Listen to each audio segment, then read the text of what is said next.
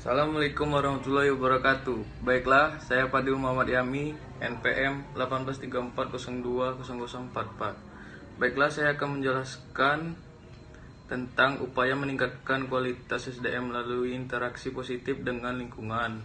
Manusia sebagai komponen lingkungan. Berdasarkan potensinya dalam mengubah lingkungan, seolah-olah manusia merupakan spesies paling dominan dan berkuasa. Padahal kenyataannya secara biologis tidaklah demikian.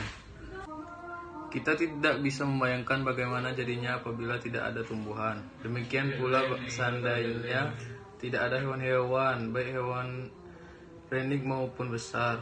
Sebaliknya, tumbuhan dan hewan-hewan tersebut akan tetap dapat hidup lestari seandainya pun tidak ada manusia.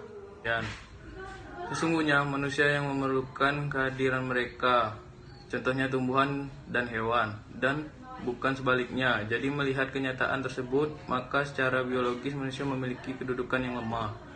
Sekarang ini, semua sadar bahwa manusia adalah bagian dari alam, tidak berada di luarnya, tidak datang ke bumi sebagai makhluk tertinggi untuk mengeksploitasi alam untuk kepentingan tanpa batas. Adanya bencana yang berlangsung di mana-mana di belahan bumi, misalnya bencana kekeringan dan kekurangan pangan di Somalia saat ini, yang mengakibatkan kematian massal, merupakan kasus-kasus contoh dari kesalahan manusia dalam mengelola lingkungannya. Keadaan demikian itu seharusnya disadari bersama.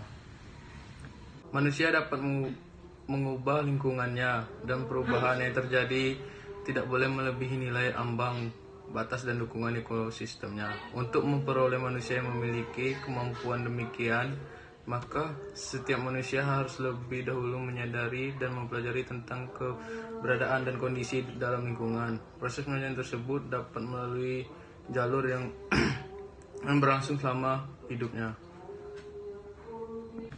Bentuk hubungan antara manusia dan lingkungan. Pada garis besarnya, terdapat dua macam bentuk hubungan atau interaksi antara manusia dengan lingkungannya, yaitu interaksi yang bersifat positif dan bersifat negatif.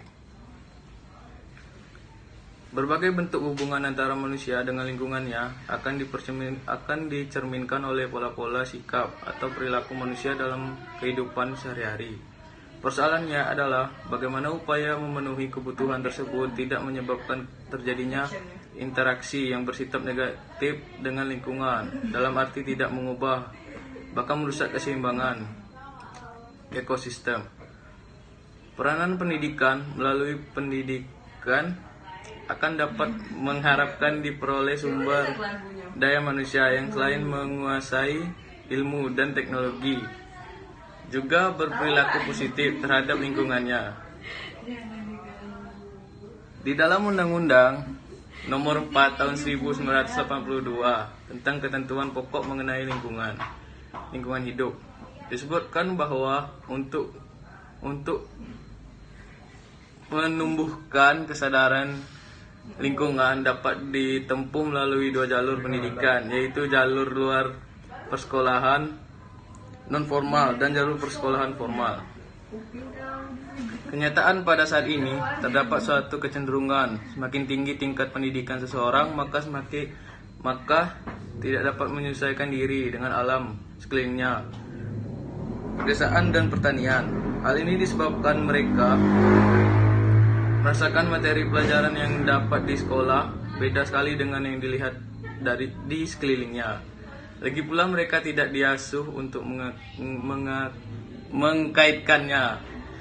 Akibatnya adalah semakin banyaknya orang pintar di desa yang lari ke kota atau semakin jauh dari lingkungannya. Dari penjelasan ini, kita bisa menarik kesimpulan bahwa meningkatnya sumber daya manusia diarahkan kepada penguasaan ilmu dan teknologi untuk mengelola sumber daya alam tanpa merusak keseimbangan ekosistemnya, dan bahkan mampu melaksanakan usaha-usaha konservasi sumber daya alam tersebut.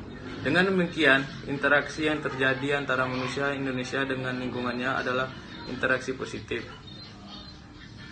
Baiklah, itulah materi yang dapat saya sampaikan. Apabila terdapat kesalahan, saya minta maaf. Baiklah, wassalamualaikum warahmatullahi wabarakatuh.